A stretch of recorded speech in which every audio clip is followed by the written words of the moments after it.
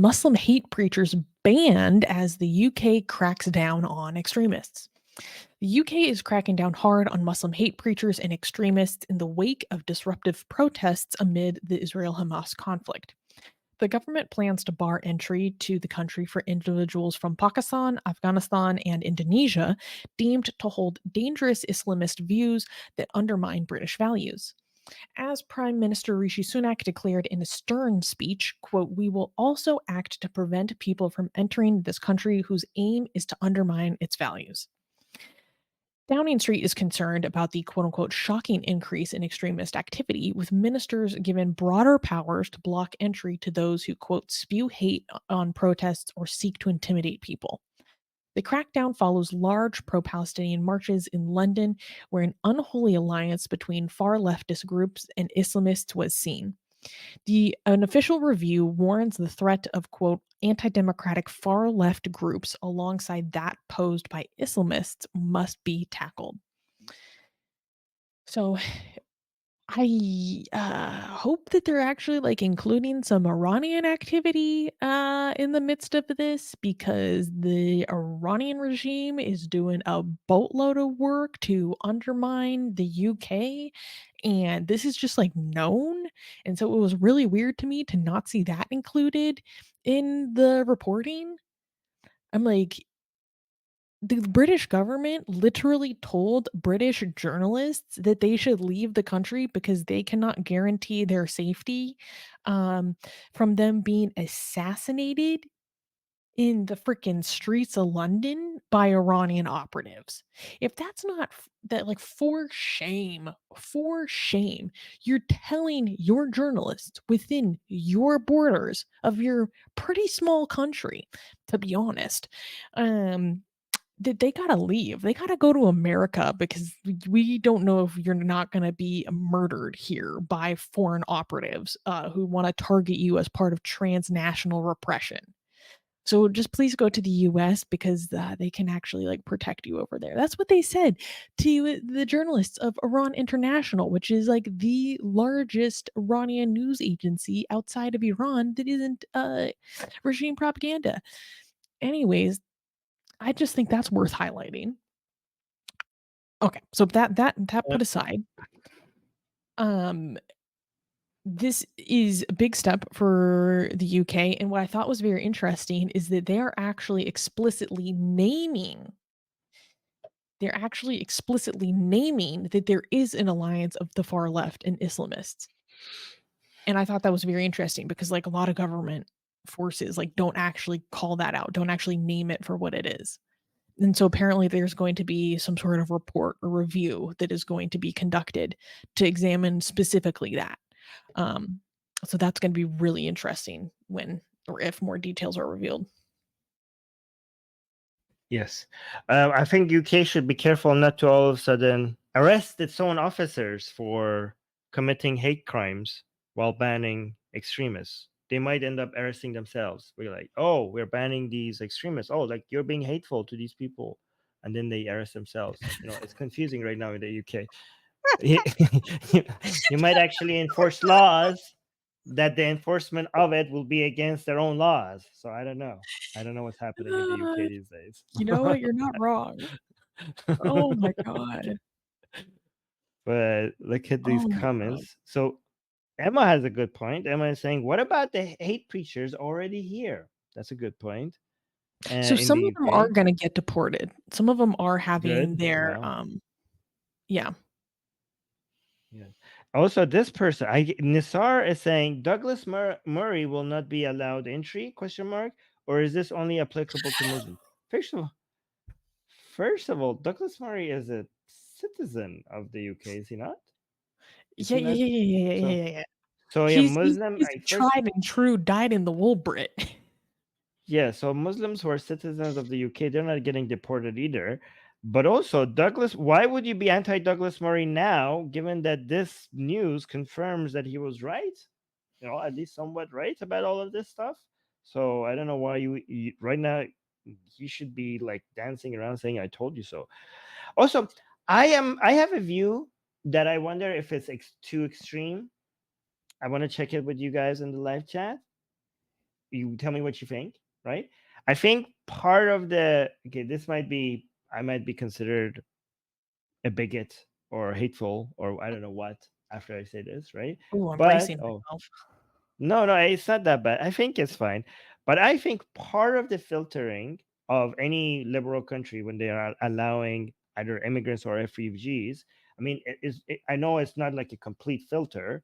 Like, I'm just saying it should be one of the many other things that you should have is whoever wants to come to your country should swear or pledge or whatever, or testify, whatever, that they support Israel's right to defend itself and they support LGBT rights, and they don't LGBT get to rights I come. get, but the Israel thing is that's weird to me, honestly. I don't care if it's weird. It's a filtering That there. one I Yeah. disagree with. Why? Germany was thinking about that. Israel's. I think if you want to come to the UK or Germany or France or Canada or United States, you have to among all the list. I mean, when Canada for citizenship had like you have to accept that female genital mutilation is wrong. So that was something that was like randomly there. So that was good. I'm like, if you can't have that, why can't you have these other things, right? Pro LGBT, pro Israel. You have to swear that you are accept these. You have to pledge that you are if you want to make it Israel less weird, you have to say you recognize every country's rights to defend itself, including Israel. Here in terms of your proposed policy, here is my objection. One, you Mhm. are coming and you should be pledging allegiance to the country in which you are trying to naturalize into, right? Oh yeah, you could do That that. Yeah. that should be your utmost allegiance. Asking people to suddenly have a foreign policy and the LGBT thing, I don't have a problem with that because that would I, be part of your fellow citizenry. But asking I people to suddenly have a foreign policy opinion as a yes. that's weird to me. I don't care if it's weird. It serves a purpose. It filters extremist people out. And as long as it does that, I don't care if it's weird. If I can save my country by doing things that are weird, I'll do it I know, but I think if it's it's probably effective. very inconsistently applied under the law. Are we expecting them to have But foreign policy decisions on any other no, conflict or no, country? Yes, then what the hell? I don't. I'm going to. I don't. Here's the thing. I get to decide what it's my country. Okay, I get to decide what values you should have to come here. Right? You're like, oh, it's inconsistent. Why are you not asking me Who about died and my made policy? you king? No, no. If you Who are died the and you people made of the made you UK, king of Canada? King the George is who you're sworn to, people, sir. You are sworn to the crown. nobody died and made me king. People voted and made me a political representative. Okay, that's how I, as a politician, because because I'm the representative of the people, I get to decide that part of our immigration policy is that you have to recognize Israel as a country. Okay, I can decide that. I can decide that, and it's an effective filtering strategy. So you might think this is like if it's biased, I get to be biased. I don't. Here's the thing: me asking you if you recognize South Africa's right to exist, that doesn't filter out extremists. That's why I'm focusing on Israel. And this pro-Israeli policy is saving my country of Canada or UK. Because if you are anti-Israel, you are more likely to cause problem for the UK. So being pro-Israel, filtering people that are anti-Israel, is filtering out people who are going to be problematic to the UK. So this is a pro-UK position. This is a pro-Canada position. Anti-Israeli people are not just a danger, a threat to Israel. They're a threat, period. Anti-Israeli people are a threat, period. So if I could filter those people out, I'm saving my country. Eh, I just I just don't know if your policy would stand up in court. It has already been recommended in Germany. Okay, So this Recommended, makes not it implemented. not yet. Okay. But the what is it called? The over what window? I forgot the Overton name of window. it. Overturn window has already shifted by that recommendation for this to be something that we could talk about. And I want more people to talk about it so that it becomes normalized to talk about this. This is such an effective policy to have for every country. I have a Guys, question. let me know. Am I being an extremist? Am I like, what is that? Let me know if you think my policy is too much. I think it's good. I like it. I And understand the also, purpose Germany that it would be served. I'm just, yeah, not, Germany would fully be on a good board with the leading country. principles or consistency, or also if it's even legal.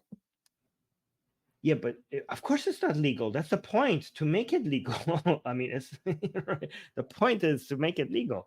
We can change the Because laws. They then have what like laws. Gasian American is bringing up a good point, because then where does it stop? Thank you for the super chat, by the way, Gasian, saying, should I ask for a Taiwan recognition requirement? Here's where it stops. It filter out extremists. Okay. No, if it filter out extremists, then yes, put it in your criteria. If it doesn't, then it's useless. I'm not going to ask people if they recognize Nigeria as a country, because saying yes, I recognize Nigeria as a country is not going to filter out crazy people out of my country. But if I ask people, do you recognize Israel as a country? That's an effective question to ask, so I could filter out people who will be problematic in my country. I'm being a utilitarian here.